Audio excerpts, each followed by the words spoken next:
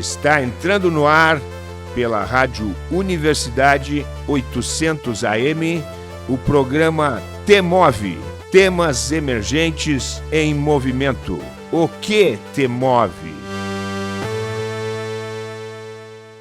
Olá! Está começando a terceira temporada do programa T-Move.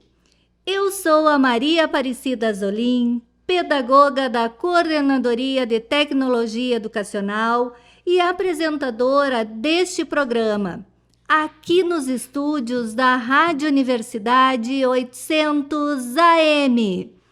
O programa T-Move é um projeto da Coordenadoria de Tecnologia Educacional da UFSM, vinculada à Prograde, Pró-Reitoria de Graduação. Proporcionamos aqui um espaço de conversas e troca de ideias, através de entrevistas com os nossos convidados. Hoje, o nosso convidado é um professor, doutor, que eu tenho uma alegria imensa de contar com a presença internacional do professor Boaventura de Souza Santos. Boaventura de Souza Santos é professor catedrático jubilado da Faculdade de Economia da Universidade de Coimbra e ilustre jurista da Faculdade de Direito da Universidade de Wisconsin-Madison e aluno destaque da Universidade de Warwick. É igualmente diretor emérito do Centro de Estudos Sociais da Universidade de Coimbra e coordenador científico do Observatório Permanente da Justiça.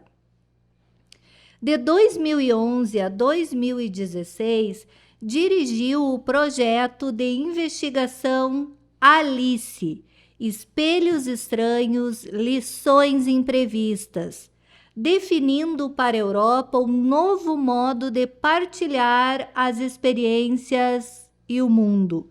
Um projeto financiado pelo Conselho Europeu de Investigação, ERC, um dos mais prestigiados e competitivos financiamentos internacionais para a investigação científica de excelência em espaço europeu.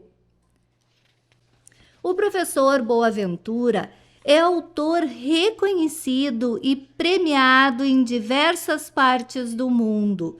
Tem escrito e publicado extensivamente nas áreas de sociologia do direito, sociologia política, epistemologia e estudos pós-coloniais sobre movimentos sociais, globalização, democracia participativa, reforma do Estado e direitos humanos, além de fazer trabalho de campo em Portugal, no Brasil, na Colômbia, em Moçambique e Angola, em Cabo Verde, na Bolívia e no Equador. Os seus textos encontram-se traduzidos em espanhol, inglês, italiano, francês, alemão, romeno, chinês, dinamarquês e polaco. Professor Boaventura, seja muito, muito bem-vindo. É um prazer enorme estar aqui consigo, Maria. Professor, nós temos uma pergunta que dá título ao nosso programa. Então, Boaventura, o que te move? É uma bela pergunta, Maria Aparecida. A gente hoje realmente tem que fazer muitas vezes esta pergunta: o que nos move?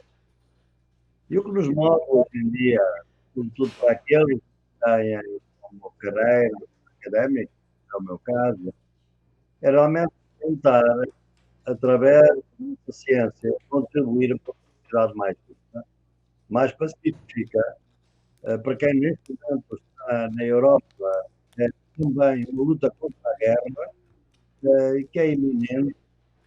Para quem está no mundo, é uma luta contra a fome, contra o colapso ecológico, contra tantas injustiças no mundo de hoje, e ver em que medida que a ciência que nós desenvolvemos, o movimento social, pode articular-se com as lutas daqueles e daquelas no terreno, vão lutando, por vezes, contra tanta perseguição, tanta repressão, por uma sociedade melhor. Basicamente, foi isso que me moveu toda a minha vida e é isso que continua a mover neste momento, Maria. Professor, e quem é o Boaventura que não está no currículo Vitae ou no currículo Lattes? Há muita coisa dessa porventura que não está, por exemplo, não está. Só duas coisas. Não está aí, é que eu fui o primeiro filho da classe operária a entrar na Faculdade de Direito da Universidade de Coimbra, que era uma faculdade muito elitista e que, obviamente, o pai era cozinheiro, chefe de cozinha de um hotel, a minha mãe era enfermeira, e, portanto, os filhos desta classe social não iam à faculdade.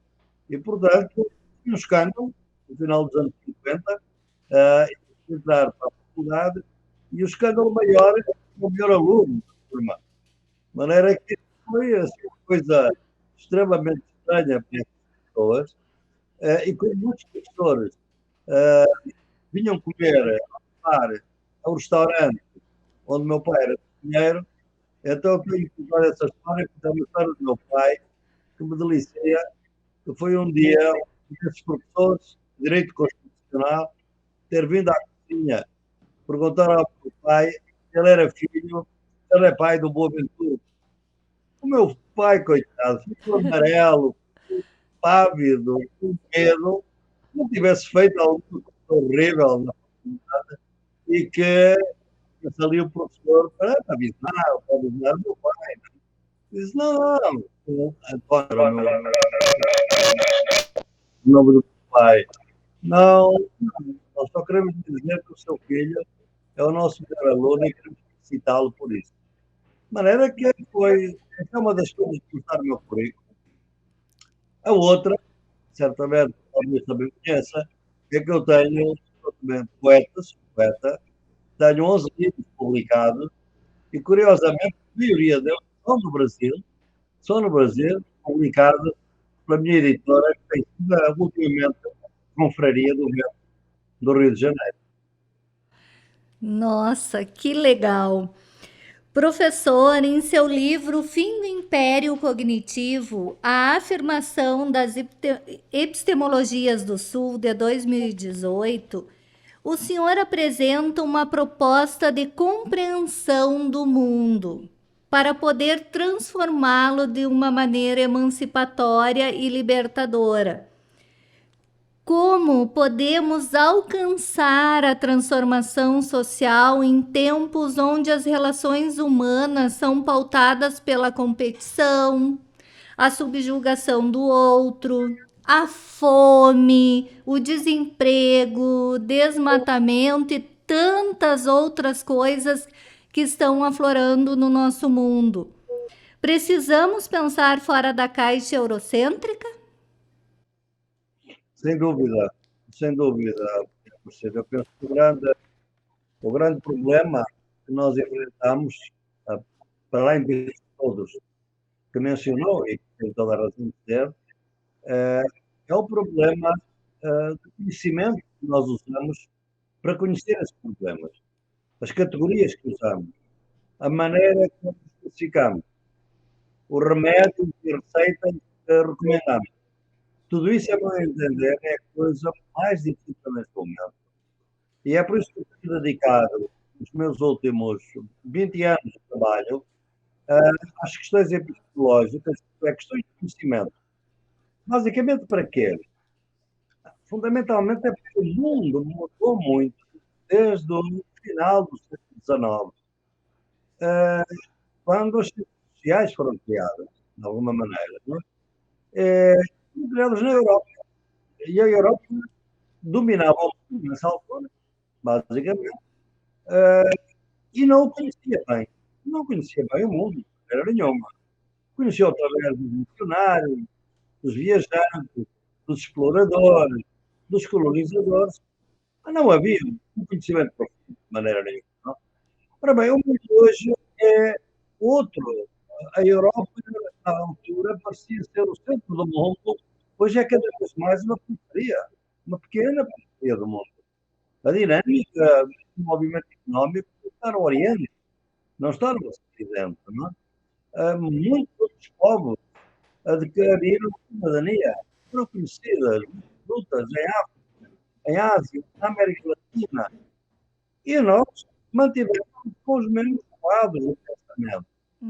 Claro que a variação em América Latina tem um património extraordinariamente rico de ciências sociais que levaram, aliás, eu estou muito orgulhoso de ter trazido a Portugal, pela primeira vez, depois da Revolução de 1974, aqueles que eram para nós os melhores intelectuais brasileiros e que vieram aqui, Florestan Fernandes, Fernando Henrique Cardoso, Francisco Beaufort, Derlei Santos,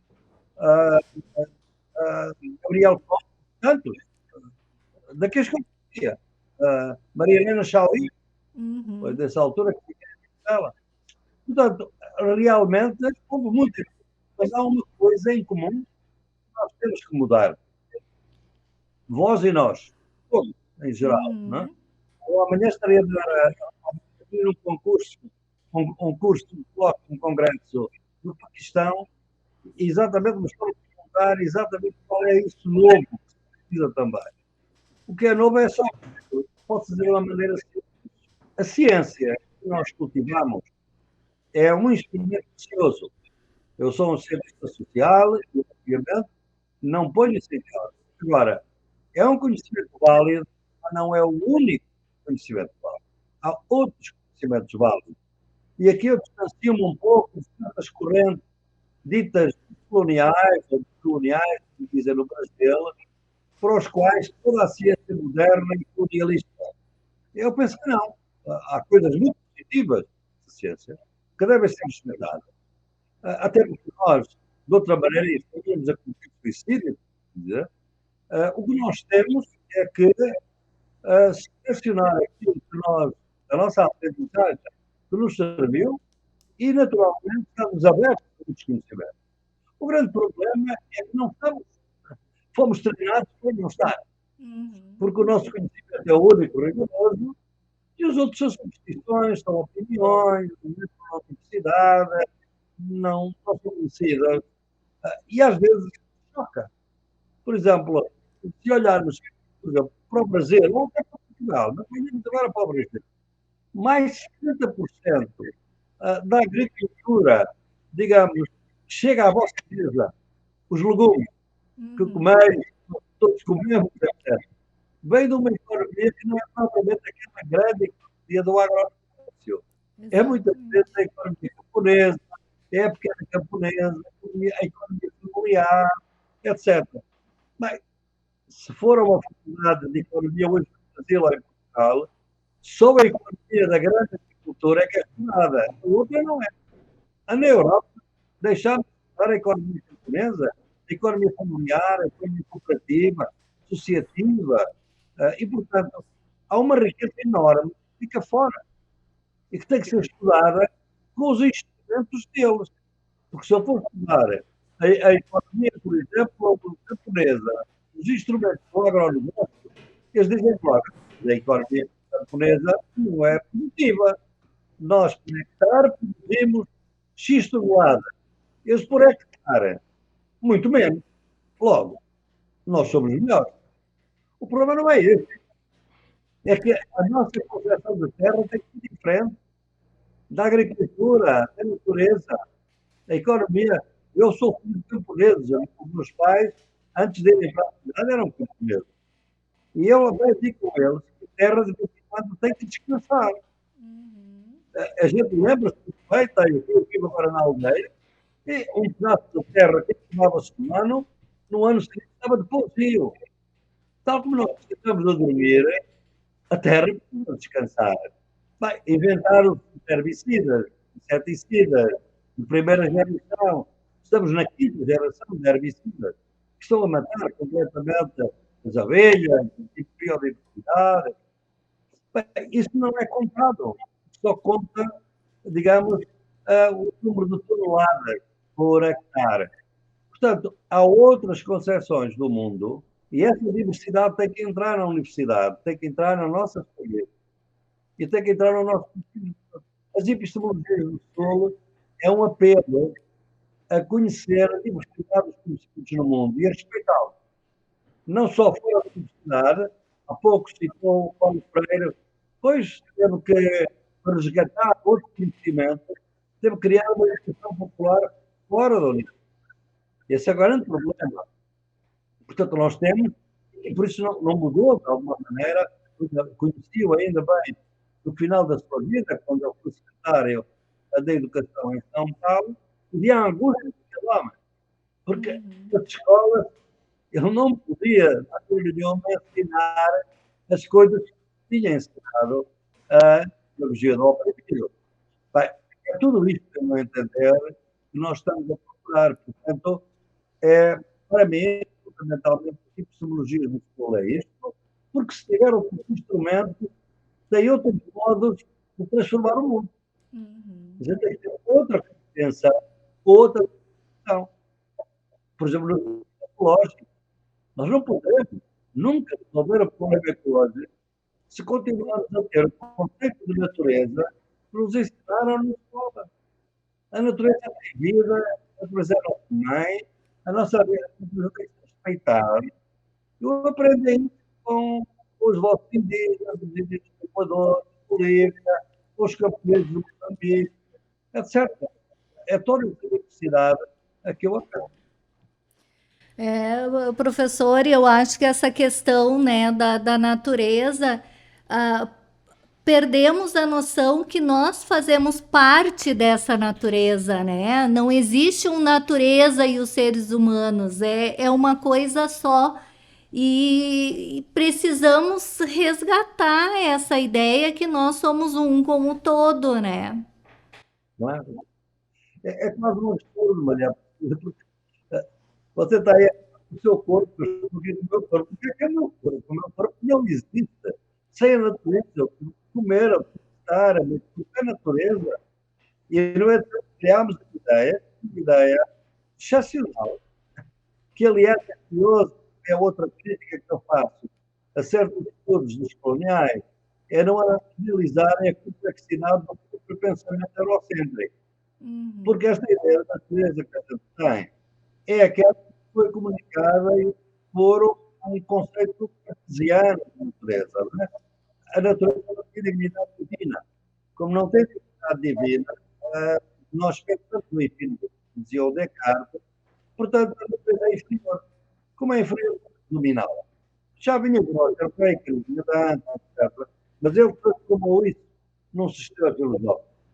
Mas, naquela altura, mais ou menos contemporâneo, mais tarde, o Baruch, o Spinoza, que é o meu filósofo, sempre, que dizia que coisa tonta fazer essa distinção entre natureza e homem, entre ser humano, corpo e alma. Falava de um conceito que era a tua ideia. O que é uma natureza? Um pinheiro, vou ver aqui os pinheiros da minha aldeia, os eucaliptos, é uma natureza. Mas não é só isso. Essa eu chamava-lhe isso a natureza naturalizada, natura naturada. E depois dizia, mas há uma outra natureza. É a natura naturã. A natureza naturante. É aquela que produz os nossos corpos. Produz o eucalipto, os pinheiros, a fruta. Quem é essa entidade? Mas é o centro da entidade. O centro vital de tudo, não é? Portanto, eu penso que é exatamente isso, que é muito difícil hoje nós ensinarmos isso, porque nós temos que nos valorizar de alguma maneira, que nós educadores temos que começar por aprender. Sim. Para começar a aprender realmente a natureza é parte de nós e nós parte dela. Aquele livro que me ensinou, e com quem eu vivo a ideia que para sempre, aliás, tenho muito legal com o vosso querido Ailton Krenak, que é aquela ideia, nós pertencemos à natureza. A natureza não nos pertence. Este é que é o grande problema. A natureza não nos pertence. Nós é que pertencemos à natureza. Portanto, é um pouco por aí que eu vou e digo-lhe, já pensei que isto era mais fácil de dizer e de fazer com que a transformação social correspondesse a isso. Depois de tantos anos a ensinar, milhares de palestras, etc., parece que todos ficam convencidos que há uma inércia, que é a inércia da produção capitalista que existe na nossa sociedade, que eles saem da palestra lá fora, querem que o seu celular dure 2 anos, 2 anos têm que substituir, e não pensam que estão toneladas para eu ter esta opção aqui. E, portanto, isto podia durar 10 anos, Sim. mas durou 2. O meu carro podia durar 20 anos, o meu durou 20 anos. O meu carro de 20 anos. Mas sabe o que é na Europa? Um carro de 20 anos vale 500 euros. Não é nada. Há muito pouco. Não é? Tudo é Porque descartável. é a rotação. No Brasil é o mesmo, não é? De maneira que é isto. Está tudo errado, Maria Aparecida. Está tudo errado. E mesmo o Fernando, mais lúcidos, mais progressista, às vezes é muito difícil manter na cabeça essas coisas. Só há um, devo-lhe dizer, em que eu tive alguma influência com quem trabalhei muito e estou muito feliz por o seu desempenho, que é o presidente Gustavo Petro, da Colômbia. Recentemente, na última COP, não há mais concessões petrolíferas, porque já há, que não é preciso mais, não há mais concessões para petrolíferas, para proteger o meio ambiente e para criar uma transição. De resto, é isso. Quando quiser, não vou criar a onde interromper, quando quiser, não há problema. Professor, nós temos aqui o Ailton Krenak, que é uma liderança indígena muito importante para o nosso país.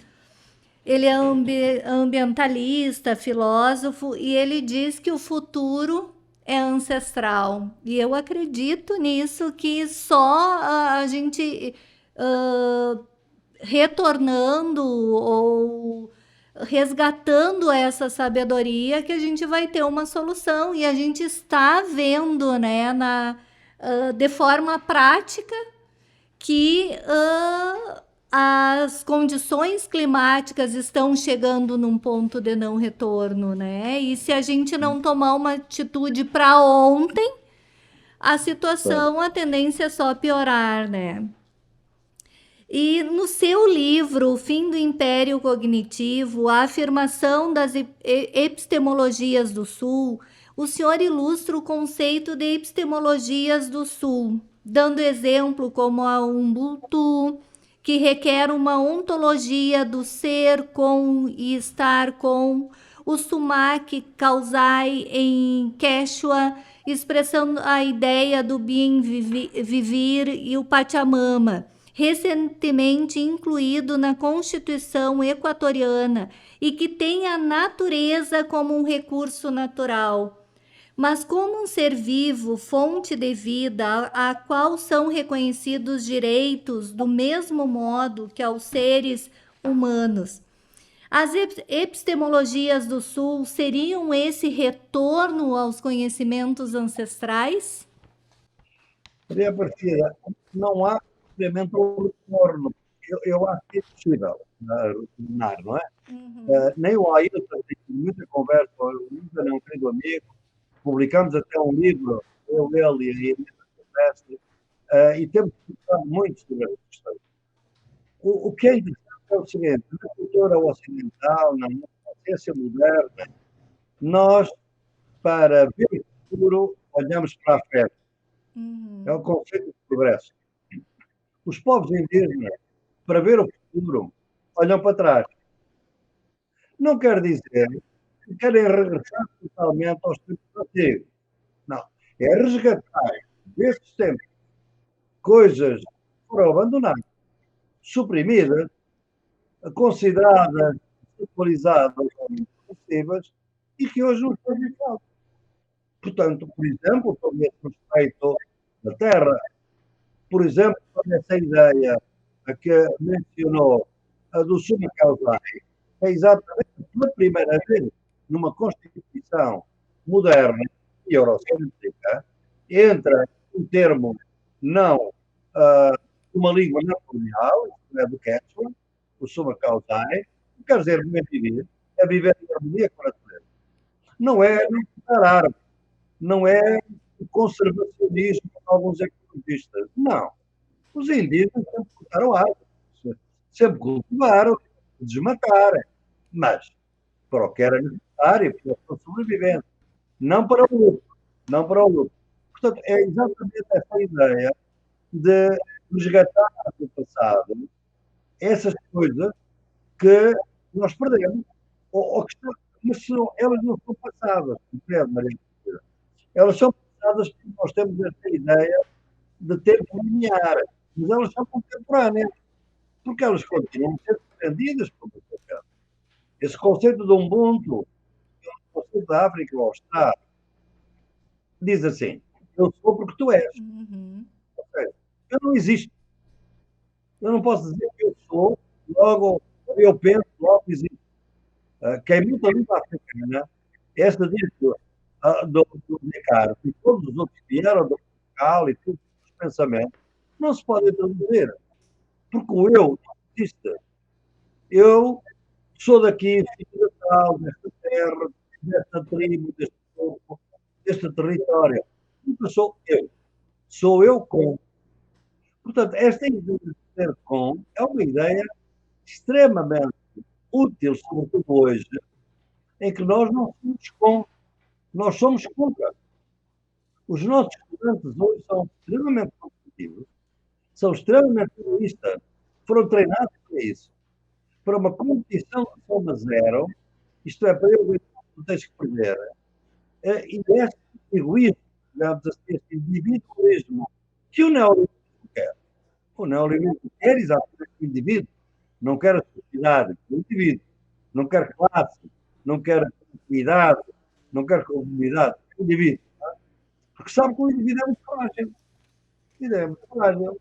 E é fácil de manipular. De modo que é tudo isto, essa riqueza do mundo, que eu tento dizer para os meus livros e para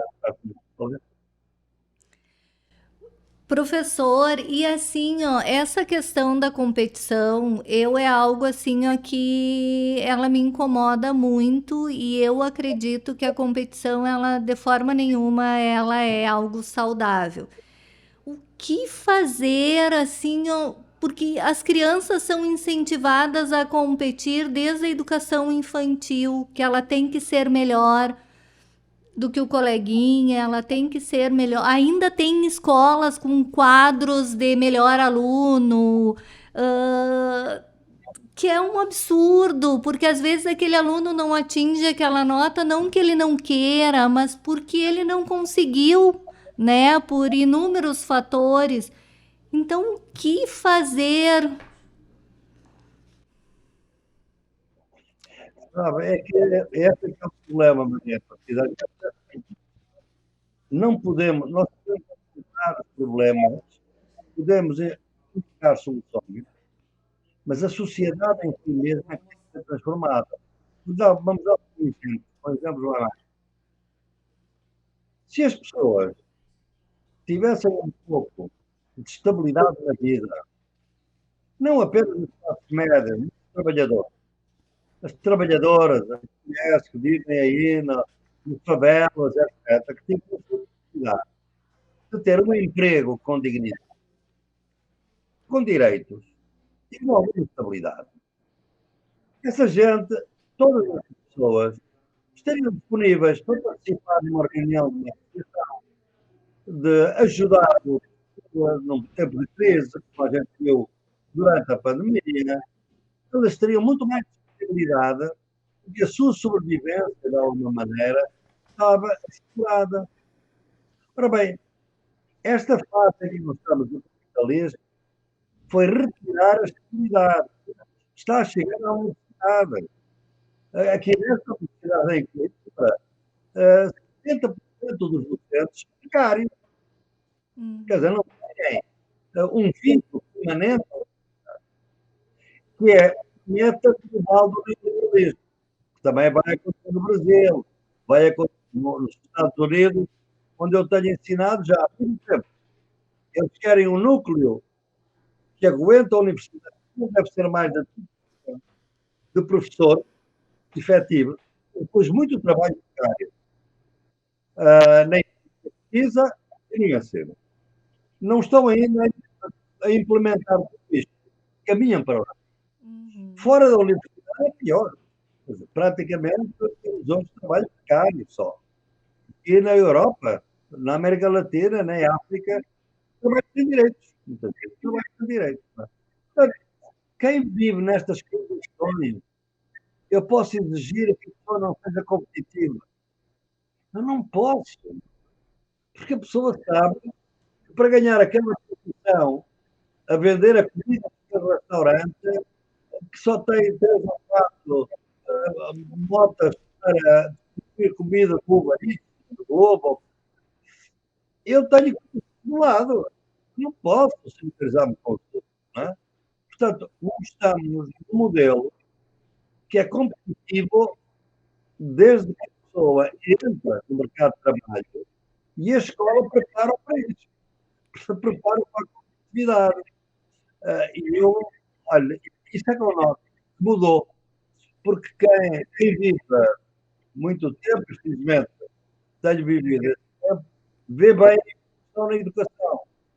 Por exemplo, vou-lhe dar um exemplo que os seus ouvintes não vão entender muito bem. Eu era um jovem que ia de Coimbra e fui para a universidade mais competitiva e, na altura, mais elitista dos Estados Unidos, a Universidade de Yale. Criamos grandes líderes, todos esses presidentes praticamente vieram tudo. Bem, eu realmente tinha de Coimbra e aí em Coimbra havia uma solidariedade interessantes. Por exemplo, havia num exame, a gente esquecia-se do número do código ou do nome e perguntava ao colega do lado, o outro, o que é isto? Não me lembro. E o outro passava a gente ia uma palavra, isso era confiança. Não sei como é que se chama no Brasil. Era ajudar o colega que naquela altura não sabia. Não? Mas quando eu cheguei aí, estava no exame e outra coisa que me surpreendeu é que não havia professores a utilizar essa coisa. Em Coimbra havia professores para os estudantes não falarem, dizer, ajudarem. Em Eco, professores nenhum, estávamos todos sozinhos. Bem, tive uma dificuldade e perguntei ao meu colega do lado se ele me podia. Lembras-te deste nome? Devagar. Ele olhou para mim, ofendido, e disse com a voz muito alta e agressivo, aliás. Tu pensas que se eu souber, te vou dizer? Se eu te vou dizer a mesma nota que eu. Ora, nós temos que dar nossas notas é de acordo com o nosso conhecimento. Ou seja, eu tive ali uma primeira lição do que era a competitividade. Isto hoje generalizou-se.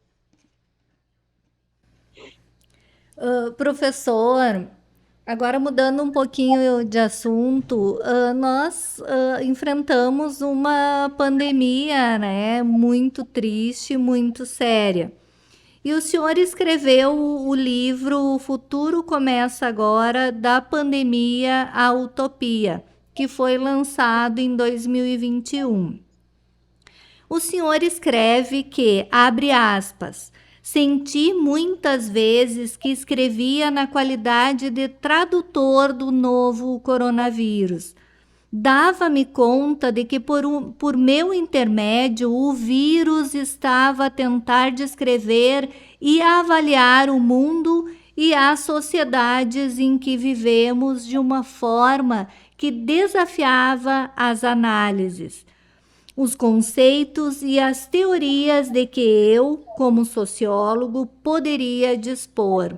Fecha aspas.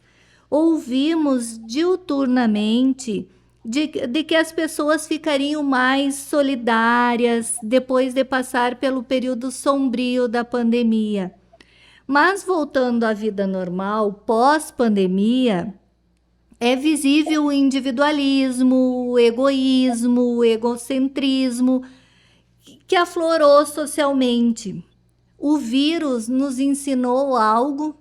Eu lhe pergunto, professor Boaventura, porque eu tenho observado assim, ó, seguido assim, ó. Eu tenho a impressão que principalmente a violência em termos assim ó, de trânsito, que eu acho que é uma ótima fonte de observação social, é o trânsito.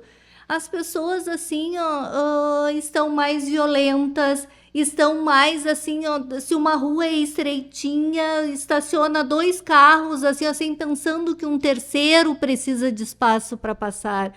Então essas questões realmente me incomodam muito e me preocupam muito. O que será que o vírus nos ensinou? Pois, o vírus, realmente, metaforicamente, pensei, o vírus podia ser um pedagogo, ensinar-nos coisa, porque os vírus não são nossos inimigos, eles são absolutamente fundamentais para a vida do planeta. Sim. O que acontece é que há vírus que só podem circular entre animais não humanos. E no momento em que passam pelos humanos, os humanos não estão defendidos, não estão imunizados e temos a pandemia. O que é que causa que tanto vírus esteja a passar pelos humanos? É este tipo de desenvolvimento. Continuamos a enfrentar a Amazônia, tenho a certeza, as pandemias vão aumentar. E não é a Amazônia do Brasil, é a Amazônia do Portugal, é a Amazônia da Indonésia, todas as grandes florestas. Como faz o deslocamento, os animais selvagens ficam baralhados, mudam de hábito para sobreviver, aproximam-se dos humanos e os vírus passam para os humanos. Os humanos estão na condição dos povos indígenas quando chegaram os colonizadores da América. Né? E realmente eles provavam, obviamente, a doença e eles não estavam de maneira nenhuma defendidos. Ora bem, eu pensei que em emergência eu vi muita gente, sobretudo nas classes populares, popularem aos outros, porque os Estados falharam, uns mais, outros menos. O Brasil falhou muito, devido ao tempo do governo nessa altura, morreu muita gente, não tinha que morrer, né? Mas eu vi muita solidariedade. Nesse livro eu falo do célebre caso de Teresópolis, que é uma favela de São Paulo, onde eles desenvolveram um sistema alternativo, digamos, dentro da ajuda de informação. Porque o governo federal, em Brasília, dizia que a pandemia não era nada, que era uma coisa ligeira e as pessoas a morrer. Né? Então, eles criaram um sistema de informação. E os nossos também fizeram isso. Vi essa solidariedade. Entretanto, quando estava a finalizar esse livro, eu li um relatório do Fundo Monetário Internacional. E o relatório é uma organização financeira muito pró-americana, sabemos, que não é liberal. O que é que ela disse? É que, historicamente, depois das pandemias, tinha que ter, e houve praticamente sempre, uma grave crise social. Porquê? O trauma da pandemia, o colapso da economia, o colapso dos laços sociais, vai aumentar o suicídio, vai aumentar em vários países do mundo, e, portanto, vai aumentar a agressividade. E, portanto, é preciso que o governo tome medidas para que as medidas não sejam apenas as medidas repressivas, mas, pelo contrário, apoio psicológico, políticas sociais, habitação contínua, descontaminação do rio, parar o desmatamento da Amazónia, ou seja, políticas sociais para o ambiente. Bem, e a minha opinião é que os governos, depois da pandemia, já têm consciência que isso foi apenas a primeira dia deste século e não vai ser a última. Portanto, vamos prevenir. Bem, o que eu tenho que dizer, e à partida, nós não aprendemos e a culpa não é do vírus. A culpa é dos nossos próprios, dos nossos governantes, dos nossos mídias, que nunca falam destas coisas. Parece que a pandemia já foi há muitos anos. Qualquer dia volta outra e não se lembra. Claro que se lembra. Não lembram-se. Mas era que um pouco isto a sociedade não aprendeu. E eu diria assim mais, sobretudo aqui na Europa, estamos a aprender. Porque, por exemplo, na Europa, nós tínhamos um programa muito forte de transição energética, exatamente para o meio ambiente, evitar novas tecnologias. Veio a guerra da Ucrânia e desapareceu a transição energética. Para haver de armas, não há dinheiro para a transição energética. Então, eu estou um pouquinho mais pessimista. Eu, que sou um otimista trágico, agora estou um pouquinho mais pessimista, se quiser. Realmente é difícil manter a esperança, né? De tanta coisa, de tanta ressurgimentos, né? Inclusive de ondas neoconservadoras ressurgindo, né? Há um tempo. Então, realmente é manter a esperança. Não está fácil, mas como dizia o Paulo Freire, é difícil, mas é possível. Professor, eu gostaria que o senhor falasse um pouquinho sobre o projeto Alice, Espelhos Estranhos, Lições Imprevistas, definindo para a Europa um novo modo de partilhar as experiências do mundo. Pois, eu hoje estou quase surpreendido como é que a Europa, a União Europeia, financiou esse projeto. Naquela altura, em 2012, era possível. Hoje não seria. Hoje as preocupações das nossas agências de pesquisa na Europa são duas: obesidade e envelhecimento. Bem, com toda a franqueza, olhe para o que está a passar na Palestina e diga com aqueles jovens todos se o problema é envelhecimento. É envelhecimento na Europa, não é? Mas a Europa está a fazer pesquisa também sobre o mundo. Bem, mas o projeto foi aprovado. E o que é interessante do projeto é um simples também. É que a Europa passou 5 séculos a ensinar o mundo. E eu cheguei à conclusão de que a Europa não tem muito a ensinar neste momento, mas tem muito a aprender. Porque todos nós que no nosso trabalho, aqui para a América Latina, para a África, para a Índia, temos modos de viver, alguns até piores, mais europeus que os europeus, digamos, no sentido do eurocentrismo. Mas vimos muitas outras coisas muito bonitas que não são conhecidas. Grandes movimentos cooperativos, grandes movimentos solidários, grandes outras formas de educação popular. Bem, e eu queria que a Europa fizesse isto, porque a Europa tem aquilo que eu chamo uma arrogância, uma ignorância arrogante. Aquilo que não sabe, não presta. Como nós não sabemos, não interessa. Ora, eu luto com base no filósofo europeu do século XIV, Nicolau de Sousa, eu digo que nós precisamos de ser ignorantes e conhecidos. Isto é, eu tenho que saber, sei muita coisa, mas não sei tudo. E há muita gente que me pode ensinar. A minha ideia é transferir isto do caso pessoal para o caso coletivo. Então vamos que a Europa vai começar a aprender. Não vai aprender do Moçambique, vai aprender do Brasil, do Equador, da Bolívia, da África do Sul, e a Maria Aparecida tem, se for ver a minha página, tem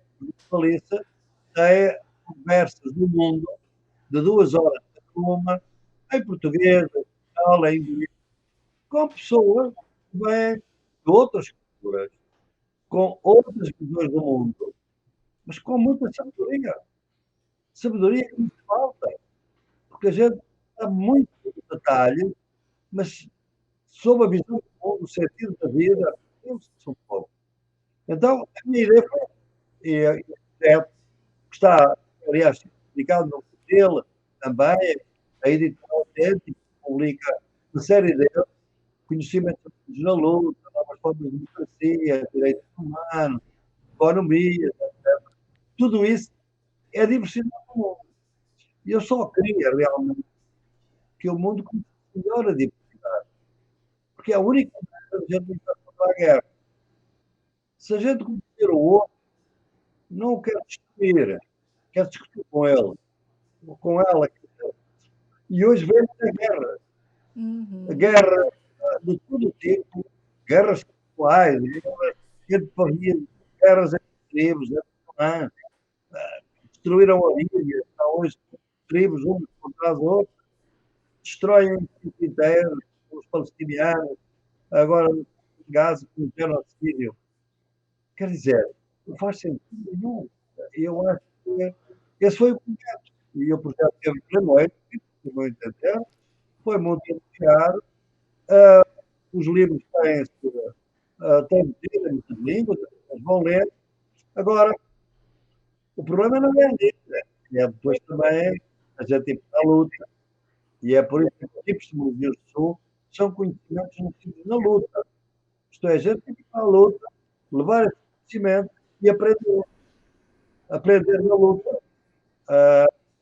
Eu ainda há muito tempo estava aí no Sul, não está em Santa Maria, mas estava em Portas. E eu, por exemplo, não sabia, não tinha ideia nenhuma de que havia um quilombo em Pelotas. E foi lá que fui, porque deram o documento ao fiscal das universidades e eu acabei por muito melhor e mais interessante para mim, não foi a cerimónia, foi eu poder ir a um terreno, estar com esses santos, pessoas, algumas universitárias, mas, obviamente, da região de matriz africana, da sua cultura. E eu fiquei espantado, é que há uma diversidade que se calhar não está no mapa. Se calhar em Santa Maria é capaz de haver o mesmo. Portanto, é nessa diversidade que nós não trazemos normalmente nem para a sala de aula, nem para a vida. E eu insisto em que ela tem que estar. E deve estar. São comunidades que continuam invisibilizadas, né? Exatamente. Quando tem uma riqueza enorme, até riqueza alimentar, a gente hoje tem um problema enorme, que são as crianças que comem comida processada. Os McDonald's, os Burger King, etc. A comida processada é um veneno para as crianças. Claro, faz muito assim, faz mal a mim. Mas me fará mal da minha idade, e já faz algum mal. Mas aos seus filhos e aos seus netos, quando tiver, muito mal. Porque nós hoje temos problemas de doenças de obesidade, problemas cardíacos, que estão totalmente diagnosticados com os produtos químicos da comida processada. Ora bem, nós tivemos a ter no Brasil uma coisa inédita, que depois desapareceu, não sei se agora voltou, é que nos restaurantes das escolas eles tinham que haver uma porcentagem de comida, acho que era 30% ou algo assim, nos restaurantes, nas cantinas, de comida da agricultura camponesa. Aqui no Rio Grande do Sul nós temos essa normativa do governo do estado incentivando a agricultura familiar.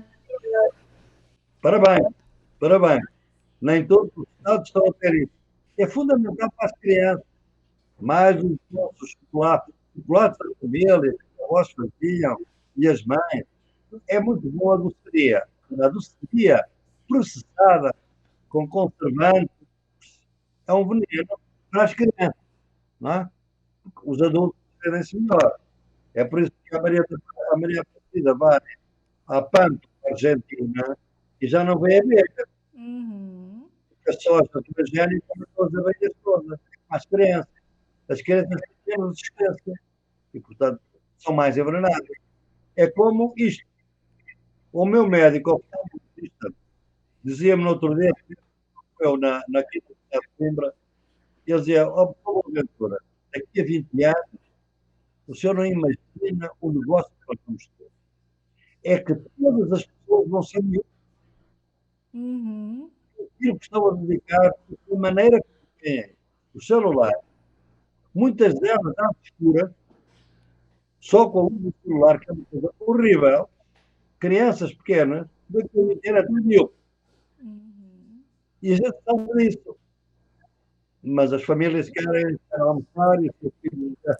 Sem É por isso. falar, a miopia é um dos grandes problemas, mas sem falar em outros, né?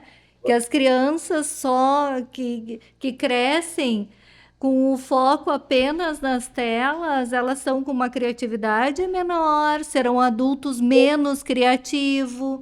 A tendência a TDAH e outros transtornos já é comprovado que é derivado do uso excessivo das telas.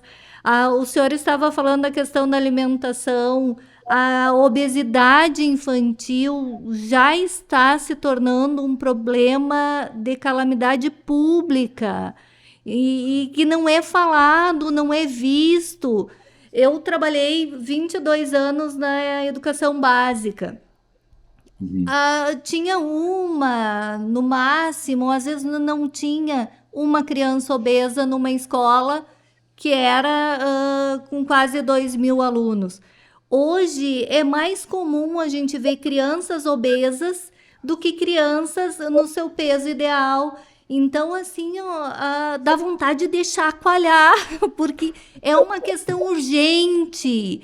O uso das telas também é uma questão urgente. O que que nós estamos fazendo com as nossas crianças, né? Claro que às vezes é mais cômodo, porque a criança vidrada numa tela, ela não vai estar fazendo birra, não vai estar fazendo perguntas, não vai estar pipocando de um lado para o outro. Mas o que que nós, como pais e educadores, estamos fazendo? Que sociedade a gente quer? Né? Eu venho me perguntando e sempre quando eu tenho a possibilidade de falar sobre isso, eu bato na mesma tecla. O que mundo a gente quer? Eu faço muito bem. Eu preciso, porque, aliás, agora pode usar a Comissão Parlamentar de Inquérito do Senado norte-americano, que Uhum, chamou todos do TikTok, do Facebook, dos Twitter, etc., do Meta, e dizer: vocês têm sangue nas vossas mãos, porque para além dos problemas, é o suicídio das crianças ligado às guerras, não é? Portanto, era uma pandemia. E uhum, isso é que é curioso, que isto não é uma pandemia. Isto é um vírus. Isto é um uhum, vírus. Criança. Não é uhum. declarado, porque há muito interesse económico por causa disto. Concordo plenamente. Professor Boaventura, gostaria de ter muito, mas muito mais tempo com o senhor, lhe ouvir. Realmente é assim, ó, fantástico. É uma aula, um grande aprendizado, mas infelizmente o nosso tempo está Claro. acabando. Mas eu gostaria de saber quais são os seus projetos para o futuro. Bem, eu neste momento estou a escrever um livro, vou escrever dois livros. Um é muito centrado sobre o modo como conhecia a Europa e ela acabou. O livro chama-se O Fim da Europa que nunca conheceu. É um pouco provocativo, mas é um pouco a sensação que tenho aqui. E um outro que é muito marcado as minhas questões de fundo, como conhece das epistemologias do Sul, que é a linha habitual. Isto é porque a questão é que na nossa sociedade, desde há muito tempo, há sempre grupos sociais que são tratados como sub-humanos. Agora, na Palestina, os israelitas chamam de que são animais do mundo palestiniano. E não sou eu dos únicos. Acontece em todo lado, acontece no Brasil, acontece em Portugal. Agora, com a extrema-direita, vai falar que os imigrantes são animais. Quer dizer, está por todo lado e eu estou a escrever uma sobre a condição de sal. Mas ainda leva lá um tempo determinado, porque estas coisas vão devagar. Tem que se pensar. Com certeza. Professor, muito, muito obrigada por estar aqui conosco. Foi um prazer enorme estar consigo. Foi um prazer enorme. Até a próxima. Até a próxima. O TMOV vai ficando por aqui. Eu sou a pedagoga da CTE, Maria Aparecida Zolim, e a apresentadora deste programa aqui nos estúdios da Rádio Universidade 800 AM.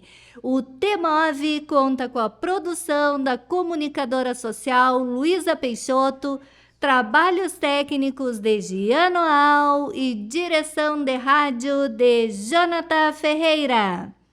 Você pode ouvir essa e as outras edições do nosso programa no YouTube, no canal da CTE UFSM. Acesse lá, youtube.com/CTE UFSM. Se inscreva no nosso canal, curta e compartilhe. E a grande novidade deste ano, desta temporada, é que nós estaremos no Spotify. É só buscar TMOV UFSM e ouvir as nossas entrevistas, as nossas conversas, os nossos podcasts.